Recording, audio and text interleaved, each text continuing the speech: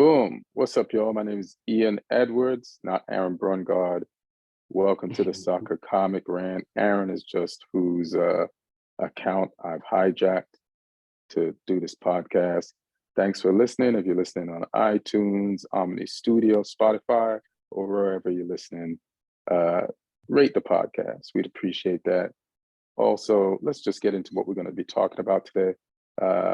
United 2, Leeds 2. We're going to be talking about the Super League. We're going to talk about Man City being accused of 115 rule breaks, and that happened like right after we uploaded the last podcast, so we haven't had a chance to really talk about that. And you know, the Premier League is on this week again. There's no major games, but there's a lot of big medium games, so we're going to talk about that. If you're watching on YouTube, like, subscribe, and comment, and we'll get back to you.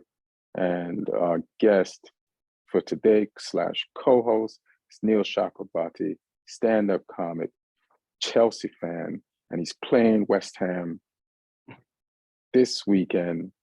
And it's going to be an exciting to see what the lineup for Chelsea is going to be this week. I think that's going to be the fun thing every weekend coming up.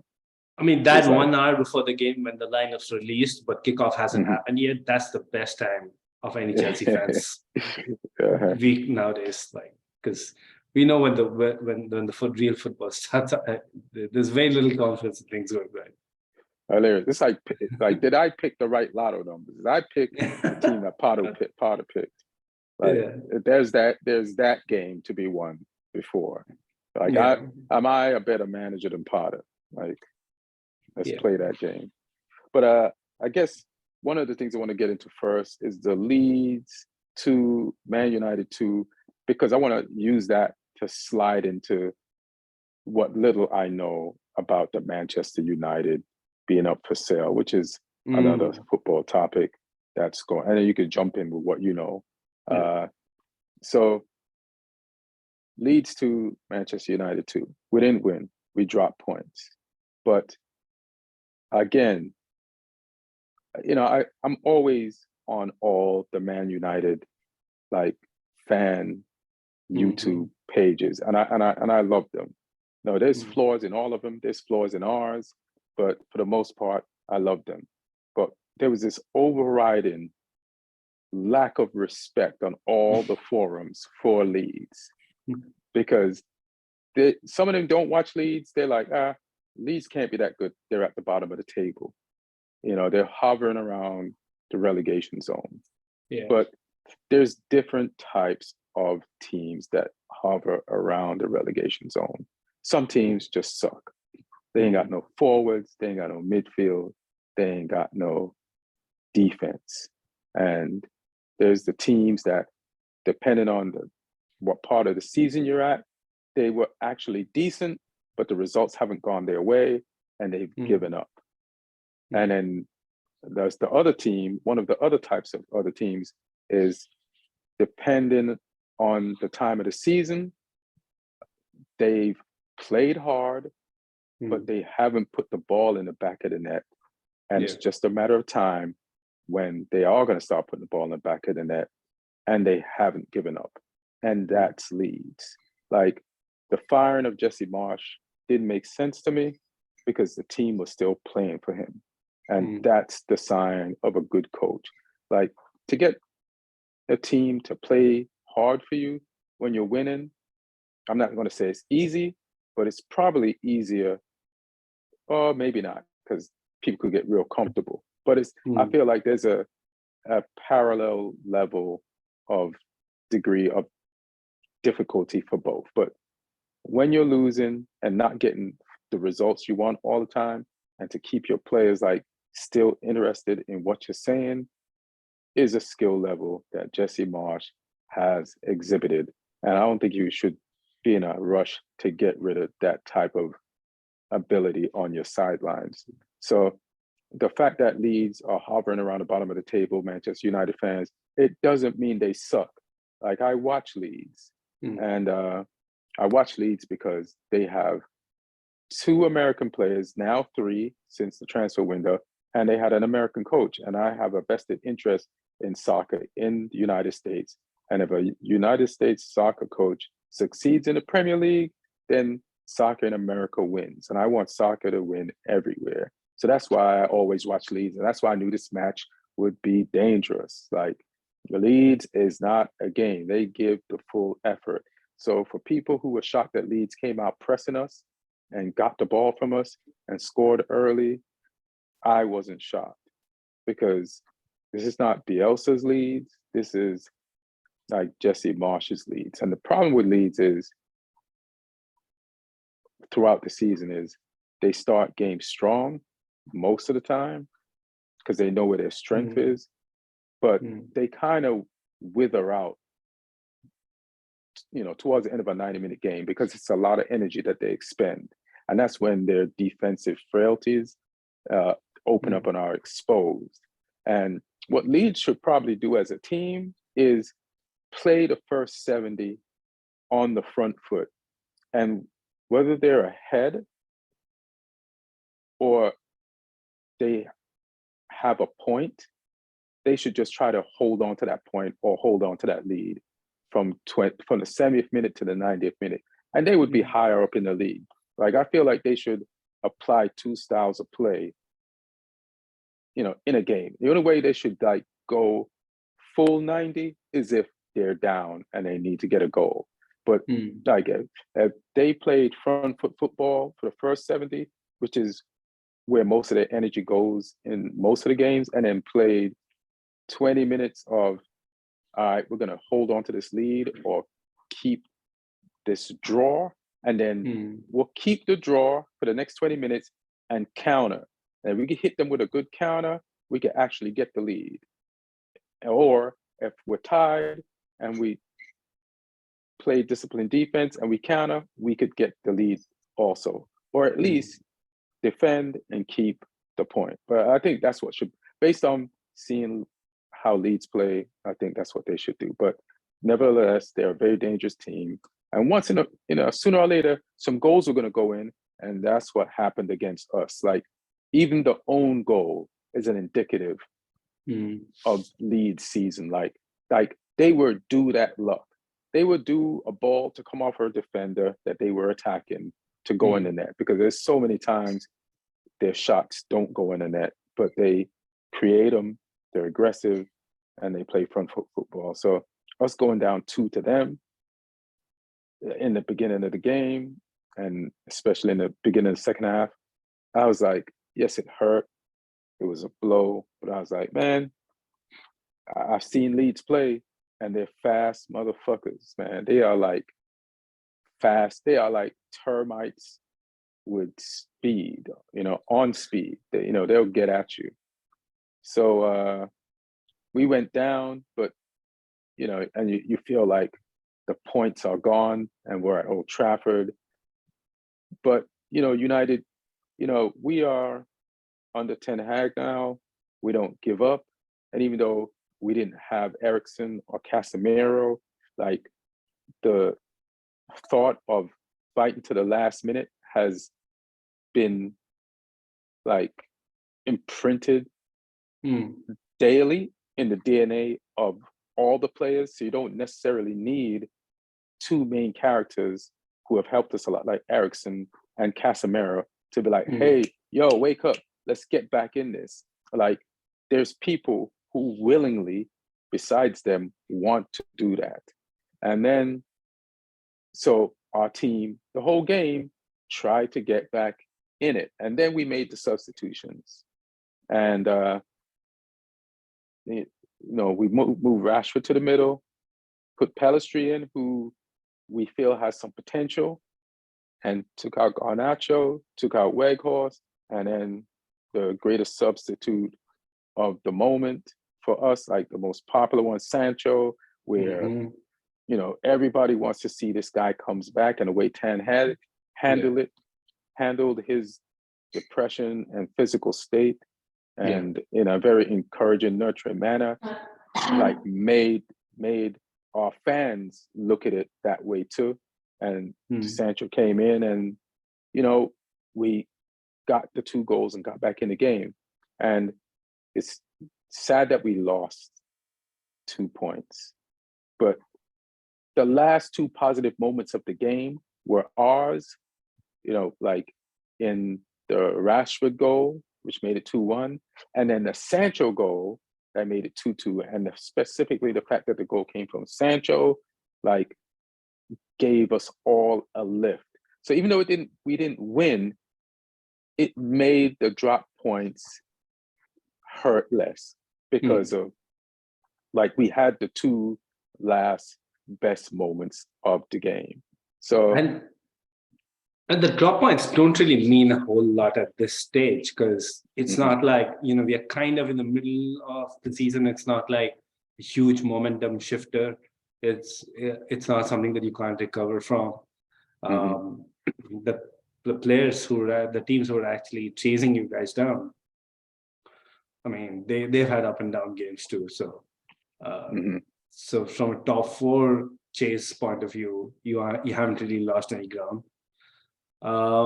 Maybe if there were visions, if there were sights of actually getting to Arsenal, that kind of games like these don't really help. But I think a lot of fans are realistic that was probably a little bit of a long shot.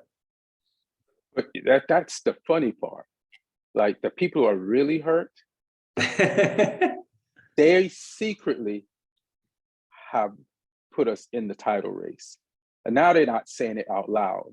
But anybody who's like dying on the inside for United, dropping those 2 points, want us to be back in the title race. They're like, we could do this. The thing is, I'm sure there's a lot of United fans looking at Arsenal like, at the beginning of the season, it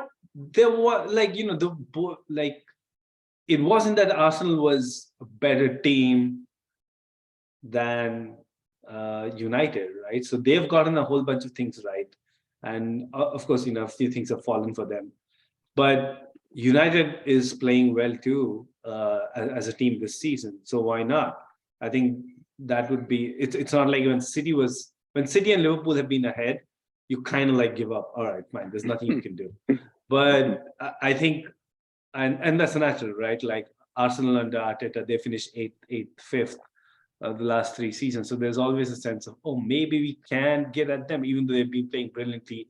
They haven't really given any people much reasons to doubt them if you just go by performances and the results they've been getting.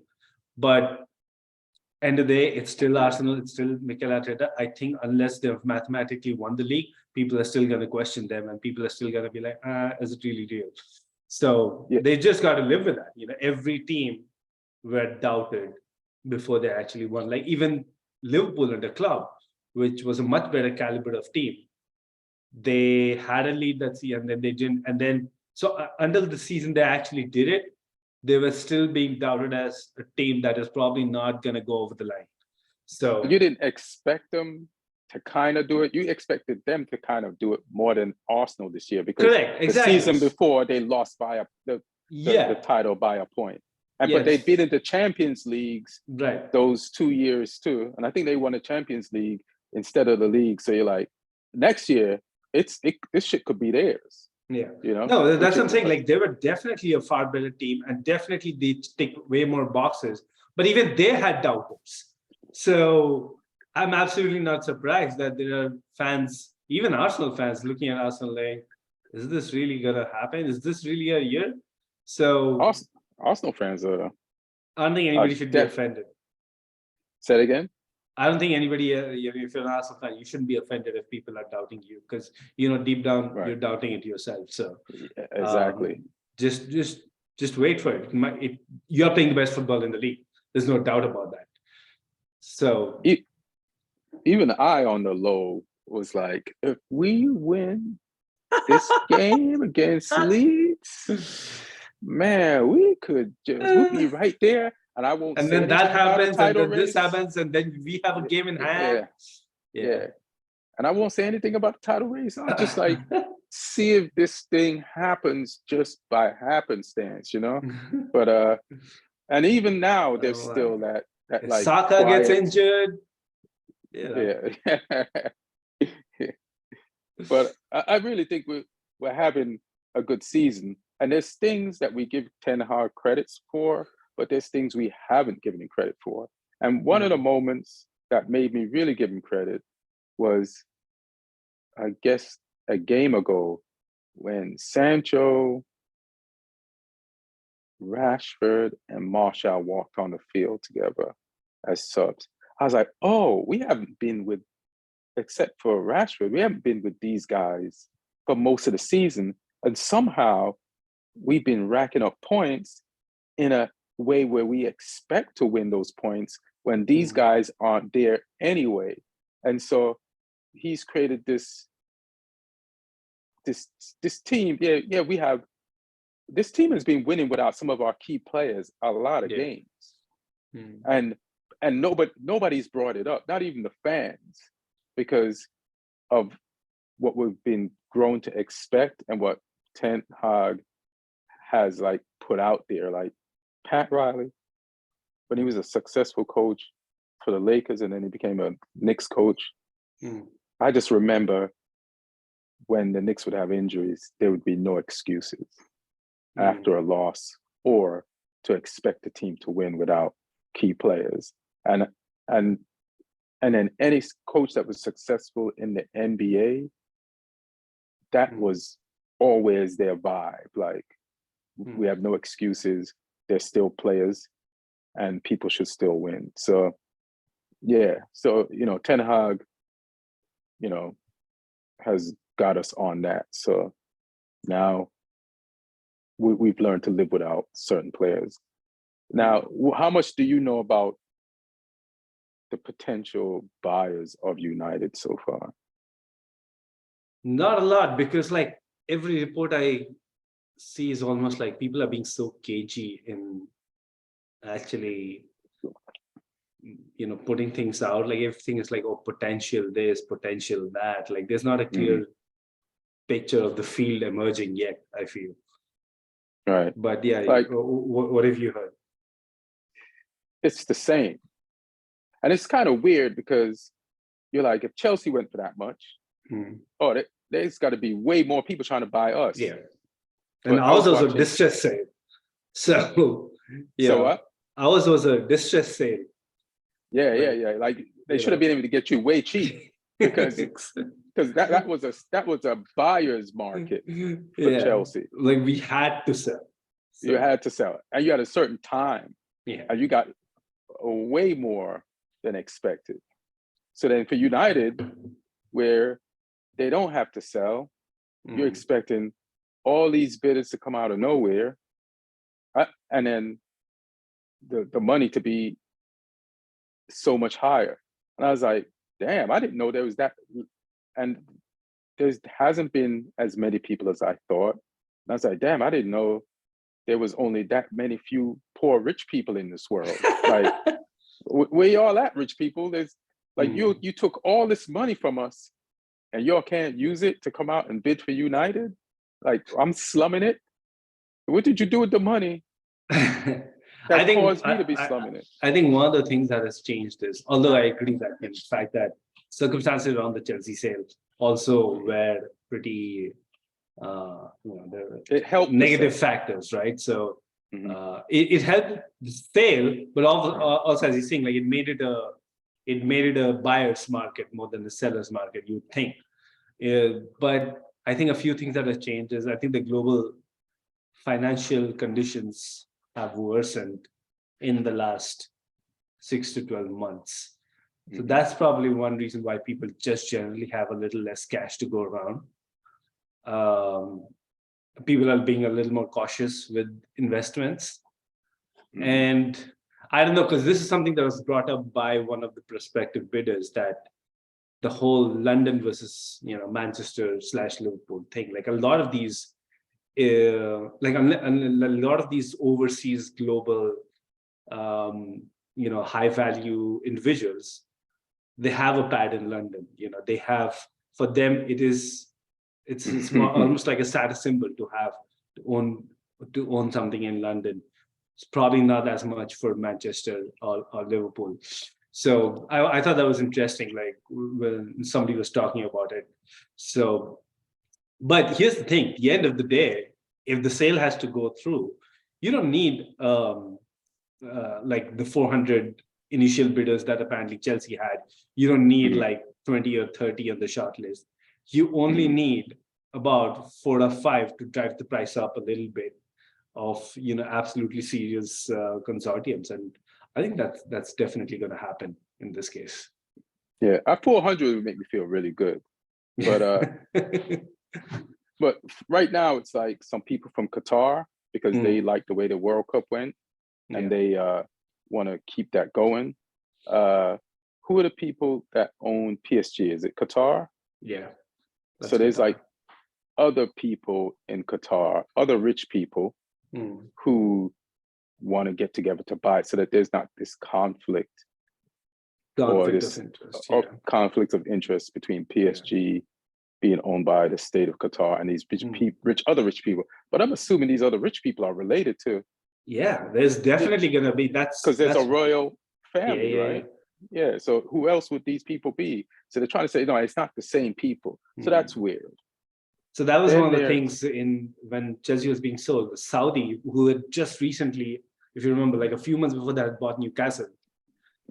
So there was a bid from a group close to the family.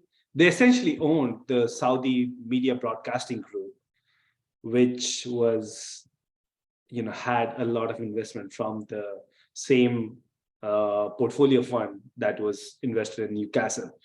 So that was something that, you know, was a little bit of a red flag. And I think that kind of hurt them in the actual bidding process, because I don't think Abramovich and all these guys wanted to go over another drama of, you know, having a million fingers pointed at you for essentially creating conflicts of interest. So I guess, yeah, I mean, you are definitely going to have interest from these individuals in the Middle East. That was definitely going to happen. Yeah, that was definitely going to happen. But I was thinking, like, in the beginning, people mentioned Apple. I haven't heard anything about Apple, but Apple got Middle Eastern money without being like a oil, a country that depends on fossil fuels. So I did like that they had extra money like that they could burn, and it'd be great to pair them up marketing wise with a I would be very vehicle like surprised Manchester United. If a big tech company, I can understand sponsoring, but actually owning a global sports team, I would be very surprised, because all these companies are, you know, publicly listed, and I think it'd be very difficult to justify that to their shareholders. You think it would be I think it'll be very difficult to justify that to their shareholders, especially in 2022, 2023 now, when like everybody in big tech is on the edge with layoffs and you know, a lot of. But this is like a good successful football team is like beachfront property. It's the property that blocks out the other beachfront property from actually being able to be near the beach. Like, this is prime. This shit is in the water. Like Man United with its fan base and the potential for marketing, like it's where.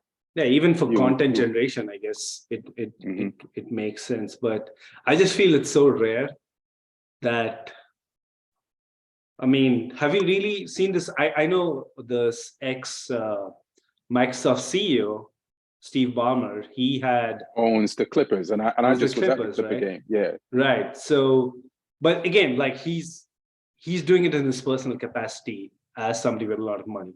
It's not Microsoft that bought the team, right? So yeah, maybe a high level executive who has a lot of money would be interested.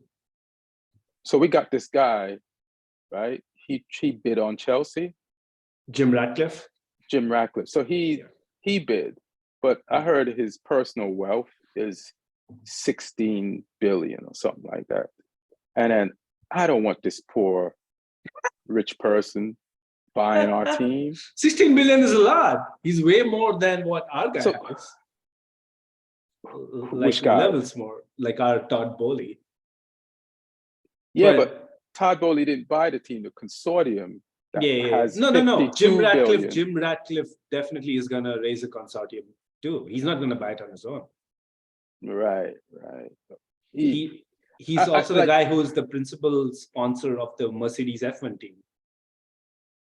His company, essentially, Ineos, his company, is the principal sponsor of the Mercedes F1 team, Formula One team. Right. I don't think I'm impressed by that. I need. I'm saying he has a track record in sports, essentially. Right, and he has a team in France too. He has a team in France. He has a cycling team, pro cycling team, which apparently does really well. These are all from my cliff notes from the Chelsea bits. Right, hilarious. I know. All you have to do is go back into that file and just run it back. Yeah. So, and he's a fan. He's a Manchester United fan, right? So I think that is something. I'm kind of back into him because I was worried that he didn't have enough money, to compete with these conglomerates. But now that this Man City, which we can go into the Man City now, fair play thing and this war is about to rage for probably the next few years, because that's how long all this litigation is going to probably take. And here's the good thing, whether the FA wins or not, any other team that tries to cheat will know that they're not just going to be able to get away with cheat, that they're going to get, and that fear alone sometimes is enough to make people play the game right. Not everybody. There's going to still be the people that are going to try to get away with it, but it's like, it puts the rest of the league on notice. So which would put someone like Ratcliffe on notice, and hopefully he'd hire the right people to run the team where we could still get some of the best players to play for us without paying these overpriced prices. Like I like our team United now, but I don't like, one of the problems we didn't like about the Glazers is like how they ran the place. And I want us to be run more financially. Excuse me. I want us to be run more financially efficient and still win optimally. So that's why I like financial fair play, and what they're doing now to get at Man City. I mean, the thing with United is, I don't think any United fan can complain about the level of investment that the Glazers did, right? Like they still complain. Yeah, but ever been a United fan? No, but if you actually look at the numbers, you shouldn't be complaining, because the investment has always been there. Like, I think on the levels of Man City in the last 10 years. The problem is it's not going to probably the right players. It's not going, the recruitment is not going hand in glove with the way the team wants to play, the manager wants to play, whatever, right? And these are business decisions. That's not a problem money can solve. That's a problem. Like, you need smart people at the helm. You need you look at the way Man City, I know they threw a lot of money around, but just from a planning point of view, a year before they got Pep Guardiola, they had his guy from Barcelona, as the head of all the footballing operations, right? And they had a couple of more people associated with that. They started recruiting players. I think both Leroy Sané and Kevin De Bruyne, if I'm not wrong, were hired in the window before Pep Guardiola actually came in the summer. But those were Pep Guardiola buys. Like, this was already happening in the works. So they laid the foundations so well and so strong that you can that money actually translates to doing better on the pitch. And we've seen that with Chelsea. We've wasted a whole lot of money. That's been a poor Pellegrini. He was like, I don't want, who is this Kevin De Bruyne? I don't want Leroy Sané. How come they're here? And I didn't want him. What's going on? Am I going to be here next season? And then he sees Kevin De Bruyne playing for 2 weeks. So like, oh, you know what? I want to stay. I want to manage this guy. I gotta go. And they're like, no, you out, bro. Like I knew it. I knew that these gifts weren't for me. Yeah. So I feel like when it comes to a new owner, that's the biggest challenge, because at the end of the day, almost all these, big conglomerates, and they have the money. Like, it's more of making the right decisions and making the right decisions year after year after year, and never losing sight of the ball. You look at Liverpool; they were, I think universally praised as having one of the best recruitment teams, or always making sure you have the right players for the system. But they took their eyes off the ball, and look at them right now. Like, their team looks like a team which is supposed to last 5 to 6 years has absolutely combusted prematurely. Because it did last 5 to 6 years, though. No, not really. They lasted 2 or 3 years at the peak, and especially a lot of these players like Fabinho. Nobody thought Fabinho would kind of be finished because you overworked them. You didn't actually get the right replacement at the right time. You didn't. They had them, but they would never use them. Like there's so many games. Keita be on the bench, Oxlade-Chamberlain be on the bench, Shaqiri be on the bench, and the young kid, the 2 young kids, like that's the problem with recruitment. They right? never rotated. That's the problem with recruitment, right? Like, if you actually trusted them, you'd use them, and that's what like Pep does. Pep is great at managing a big squad. A lot of these other managers, they either don't know how to manage a big squad, or you see their best seasons are seasons where they've only stuck to 14 players. So, coming back to the larger point, I think both Liverpool and Manchester United right now, they should be looking at their next owner from that lens, like who has a good track record of doing well, and of course you want them to put in money, but also in sports, and like making good decisions. You're right, but then the Glazers probably want the most money for their return. So they're just going to give it to the highest bidder. They just probably give it to the highest bidder. Like, I feel like no matter what, I only know Abramovich from football. So he probably did a lot of dirty stuff out of football. Yeah. But just from in football and the way he not only ran Chelsea, the only thing that's more impressive about how Abramovich ran Chelsea was how he sold it. Like, that is crazy to be like, make sure whoever buys this gets this, has to invest this amount, over $1 billion, into facilities and replenishing the team. And like, that's a love letter to the fans. You know what I mean? Like, and that's also because he was a fan, right?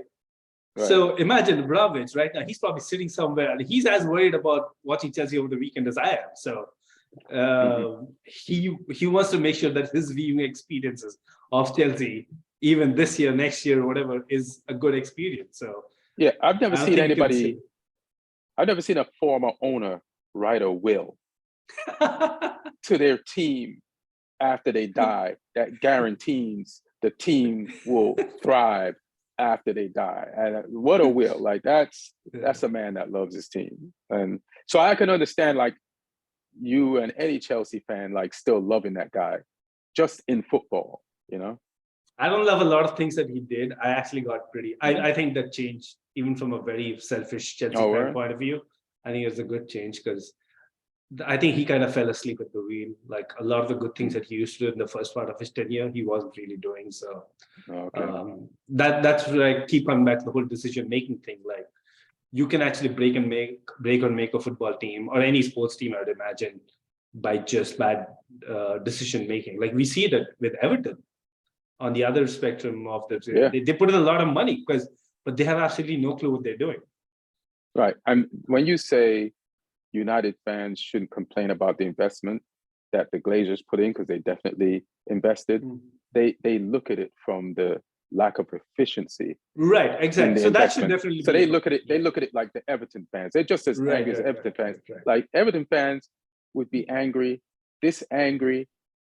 Listen, if you don't invest the money right, your fans are going to be as angry as teams whose owners don't invest. Like, you might as well not invest if you're going to invest, right? Because your fans are going to be pissed. They're not going to be like, well, you did do this. They'll be like, nah, man, you blew that money. Because then it's like they're poor and they're like, you know what I would have did with that money? So they're even extra pissed that you blew the money as opposed to not doing anything at all. So what do you think about this Man City FFP? Are you happy, number one? I mean, I'm happy to the extent that it's now an open secret. Like, I mean, I guess it was always an open secret. We all knew that they were, playing with the books in terms of their sponsors were not their sponsors. Like, Man City tried to do this thing where they try to actually say outlandish things that, like, they're actually bigger than United or Real Madrid. And it's like, you got to be humble about who you are. Like, when Abramovich came in and he dropped a whole lot of money, he knew what he was doing. And like, everybody could see what he was doing, right? Like, there was no like, oh no, you know what? We're actually the biggest club in the world. And that's why we get to spend that much money. Right. We got to spend that much money at that point because there were no rules in football, so, financially. So, I think, and this is not even an FFP thing, right? A lot of people think like what's happening in Man City has got something to do with FFP. But it's not that. Like, nobody's saying that they're spending more or less.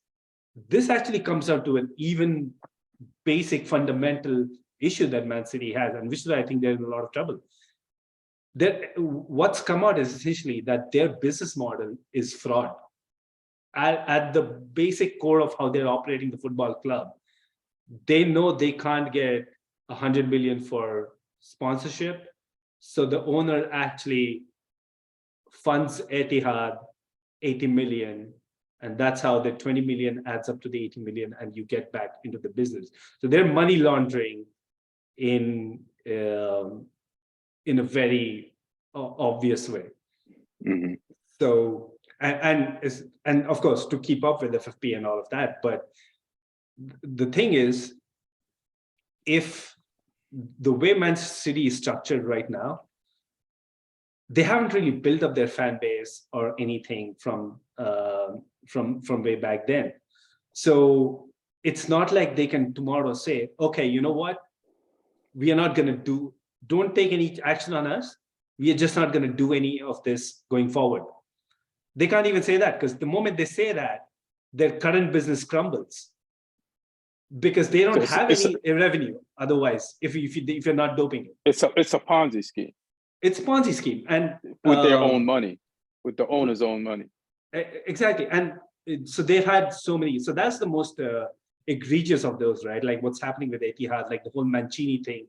He had a salary which was only a fraction of it was coming from actually the Man City Football Club, but a huge chunk of it was coming from this company in Abu Dhabi for 4 days of work. So who knows what sort of contracts Pep Guardiola has? Like, like you remember when Guardiola's actually had, this is the guy who's been at Barcelona, been at Bayern. He was probably the most expensive football manager to hire. And if your club's finances can't support that, you're obviously getting it from somewhere else. And but there's a lot of other stuff too. In the last year or so, people have actually found out Manchester City keeps popping up on their website, new sponsors. And then people actually went up and looked up these sponsors. Essentially, their address is a postal PO box, which generates zero money.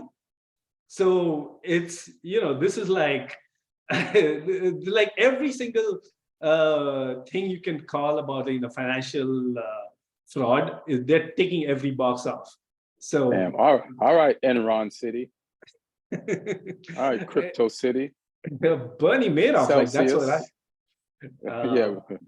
But I mean, of course, they're gonna litigate this, and it's gonna come down to, I think first is a panel, and they're gonna say, so all this while what they've so when they actually got off from the CAS with the UEFA thing, it was on two things, right? One was a technicality that, hey, all this money that all this evidence that you got, it was obtained through illegal means. Essentially, it's saying like, okay, you caught me, but you're not supposed to catch me. Right, it's a loophole. I had a gun in my car, but it was an illegal search. So yeah, it was an illegal search. And therefore, that's more illegal. The legal search is more illegal than me having an illegal gun. Yeah. So I'm off on a technicality. With which you killed somebody. It's a murder weapon. It's not just a gun. Yeah. And also the fact that so there's going to be a panel, right? And they're going to, and it's probably going to go into the court. Some analysts have said it might take as many as like 2 to 4 years. So yeah, it'll be interesting to see like what stance the Premier League takes until then. Like, so let's see. I mean, you know, if there are City fans watching, at some point I can like sympathize with them, because they would essentially say, hey, why is it that we are only supposed to be in the bottom rung of the league, right? Like if we have a benefactor who's willing to why put would in they money. Say that? Well, they would say that, like, you know what, it's kind of the people sitting at the high table. You don't want other people to join the table. But I would say, hey, you ever heard of this little place called Brighton Hove? They're in 6th, and and they're spending money legally and efficiently. And you could do that, and you could look at Newcastle, who has all the money in the world, but hasn't really done any crazy spending. And in 1 year, they're 4th. And so it can be done. Like you just have to, like, just like the teams with money need to spend their money smartly, the teams without money have to spend their money smartly. But like teams, there are teams that show you this can be done the right way. And you know, this goes also into the Super League, what we're going to talk about. Like, this is why I would never fuck with a Super League, because listen, Barcelona, Real Madrid, and I'm a big Real Madrid fan, but they're getting better with money compared to Barcelona and Juventus. But Barcelona and Real Madrid don't really care about anybody else in La Liga. And they fleece that league. I think they get the most of the money from all the revenues out that league. And all they care about is staying at the top of that league. So they don't care about this league. So then I'm not going to join 2 teams that don't care about their league in a league where they're not going to care about my team and all the other teams. Like, they're only forming this league so that they can have 2 La Ligas that they're on top of, and then draw all the money out of both the leagues. So that's all the Super League is. Like, another league for Barcelona and Real Madrid to apply their trickle-down theory of money and have all the money. They want money consolidated at the top, because for them. Yeah, for them. So here's the thing, right? Like, after so many years, you know, we keep having this conversation about, like, you know, Premier League is the best league in the world, and there are a lot of people who kind of disagree. They say no, La Liga is also, you know, and then there's obviously banter and slander with calls of the Farmers League, stuff like that. But essentially, with this whole move of the European Super League, what Real Madrid, Barcelona, and Juventus at least have said is that they definitely consider their own individual leagues as farmer leagues, because they have absolutely no respect for them. They have, they're willing to throw them to their dogs, because if you're adding, because their proposal is 14, minimum 14, by the way, minimum 14 games per team. So if you're playing minimum 14 games, you're obviously going to be, because right now minimum is 6 games, right? You play 6 games, 3 home, 3 away in the Champions League group stage. That's a minimum that you'd play. If you're playing 14 minimum games, league games, either your league season, you're going to pull some trick to lessen the number of games from 38, or that's going to be essentially the Carabao Cup. So Real Madrid is suddenly going to, so you're going to have, by the way, you're going to have this as your weekend games now, your Super League. Oh yeah. And you're going to have the action. I mean, what if you're promising the moon to the TV broadcasters? Of course, they're not going to be okay with the Wednesday 12 o'clock noon kickoff. You know, they or like even a Wednesday night kickoff. They're going to want prime time on the weekend, which is going to mean that the La Liga or the Serie A or the Bundesliga or whatever it has to be played over the midweek. And then guess what the manager is going to go? If Ancelotti has a choice to start Vinicius Jr. on the weekend versus La Liga, what's he going to pick? He's obviously going to pick, and you've also increased the workload on every player. So suddenly now you're going to have what all clubs nowadays do with the Carabao Cup. It's going to be just rotation players playing in your league. And then the Premier League falls off. And the prestige falls off. And then it weakens our league. They make more money. It strengthens them, and they're at the top of the international club football pyramid because we were dumb enough to join them and help them suck the money away from us. The only good thing is I don't think the Premier League clubs, even if they want now, can join. They can't because they signed a charter, right? Right. Saying that they won't join. So I think that's a good thing. If the rest of Europe wants to start their own European Super League, because they're saying 60 to 80 teams. And that I was like, wait, 60 to 80 teams in one league? How's that going to work? And then I read the fine print. It's going to be 60 to 80 teams divided into 3 divisions, which is essentially what the Champions League is right now. You have 32 teams in the Champions League, 32 in the Europa League, and 32 in the Conference League. So it's 96 teams across 3 divisions anyway. But Juventus, Barcelona, and Real Madrid want to control that. First of all, I'm not doing anything with those teams. Juventus has had... Yeah, this is a team that's under active financial investigation. They're under investigation. They just been docked by their own league 15 points. Now they're like 14. So this is like a guy in jail trying to start an IPO. Yeah, it's hilarious. It's stupid. And then goddamn Barcelona's pulling levers. They can't even afford to stay in their own league. So they've mortgaged their house. Yeah. So why am I like joining up? And you know what? I say all this and we make all these sense because you're making a lot of sense. And then you're going to see teams like go against this sense and join these people. It's like these teams are in trouble and they're not good with money and they have a history of being like Barcelona and Real Madrid had their own Super League when they had Messi and Ronaldo. And now they don't have Messi and Ronaldo. The Super League is their new version of having Messi and Ronaldo. And they blew all the money. They blew all the money from having Messi and Ronaldo. And now they blow all this money. I would never trust them. But I still don't understand what their problem is. Like they just, it's not like they're saying, right? Like the Premier League has become too powerful and we can't compete with them. Really? Real Madrid and Barcelona, if they want to go in for a player, they can't compete with the best teams in the Premier League? Of course they can. Last summer, we were a laughing stock, losing every player to Barcelona. That was just literally 6-7 months ago. Right. We lost 2 of our best players, our best defenders, Rudiger, Christensen, on free contracts to these players, just on the basis of they want to play for Real Madrid, Barcelona. So they can do. This is just they want even more. They want to go to they even now their revenues are higher than almost every Premier League clubs. So what are they really complaining about? They just want more money, and they just want more. Still get into financial trouble when they get more money.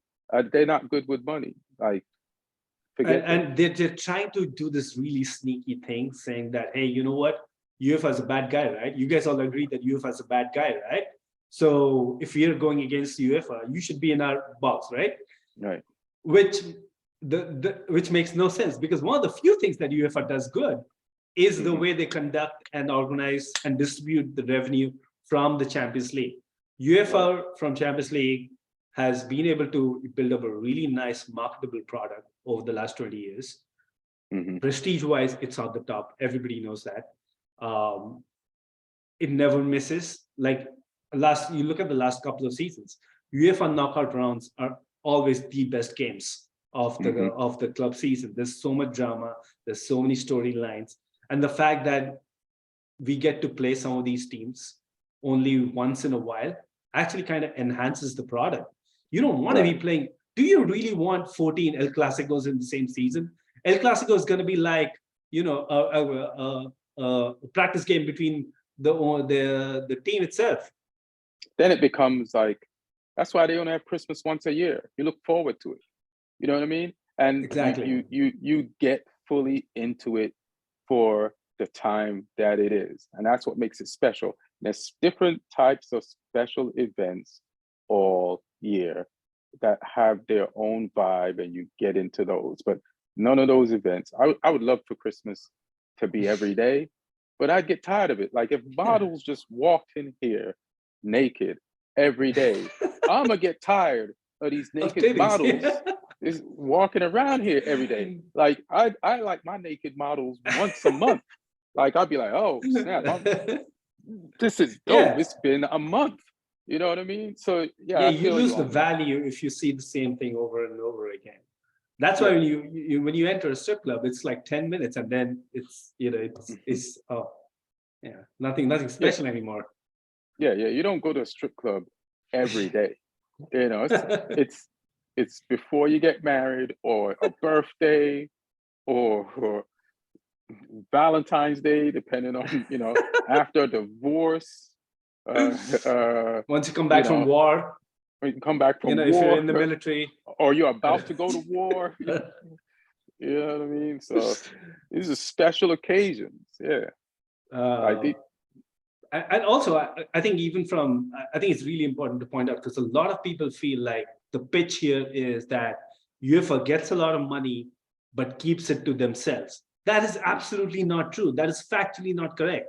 UEFA distributes, you can go and read the financial documents. UEFA distributes 93.5% of their overall revenue from UEFA competitions back to individual clubs. The rest of the money is either kept for logistical and administrative expenses, or for hosting some of their other events like the Nations League, which doesn't make a lot of money on its own. So what these clubs are saying is not that they're gonna get more money overall. It's just that they're gonna get a lot more of the pie individually. So instead of the 93.5% being gradually distributed among all the clubs that do well, you want a huge chunk of it dedicated to these top 7 or 8 clubs, or these 10 clubs. And of course, that means more revenue. And we already went over the fact that they're promising even more games, which is essentially going to dilute your own league season. And, I definitely don't want that. I can't imagine. I would actually be really interested in seeing what Real Madrid and Barcelona fans have to say about this. Because are they really thinking it through? I think they want what's best for their team. So they're like, yeah, why not? Like, I've never really, I'll ask around too. Yeah, but it'd be interesting to get that person. It'd be interesting. Like, maybe we should try to get somebody on, see how they feel. Like somebody with one of those cards, those what are those Real Madrid cards? I know what you're talking about. I can't remember the name right now. The Socios? A card carrier, yeah. Yeah, the card carrier. That's for Barca, Socios. Or Socios that might be for Real Madrid. Yeah. But those card carrying, members. Because I met a guy once, he had a Real Madrid card. He was up there. But yeah. But I guess that's it for the day. Like, right quick, this weekend, I mentioned it in the beginning, you play West Ham. It's one of the biggest mini games of the weekend. Does Potter have to win this? I think he has to start winning at some point.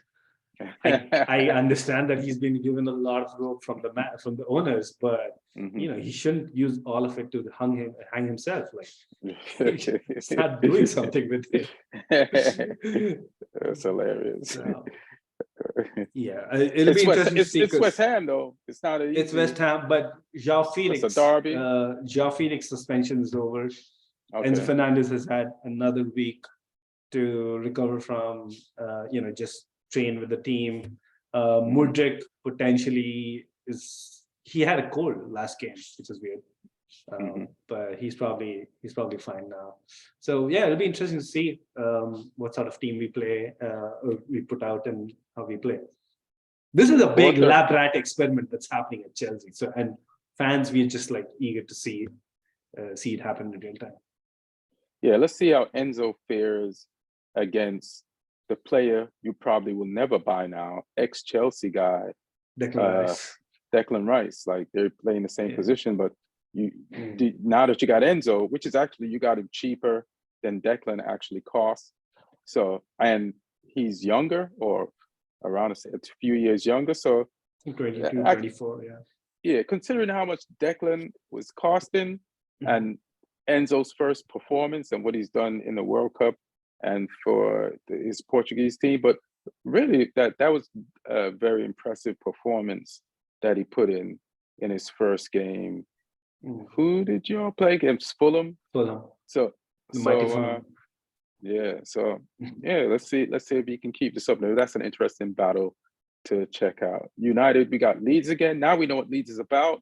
So hopefully. You got Leeds back to back? Yeah, back to back, bro. That's never easy. Yeah. And now you're playing them away. Away, yeah. Yeah. Yeah, so now we got to, like, no Casemiro again, no Eriksen, Fred, Sabitzer, who's like, we just threw him in the pot, like raw, not even ripe.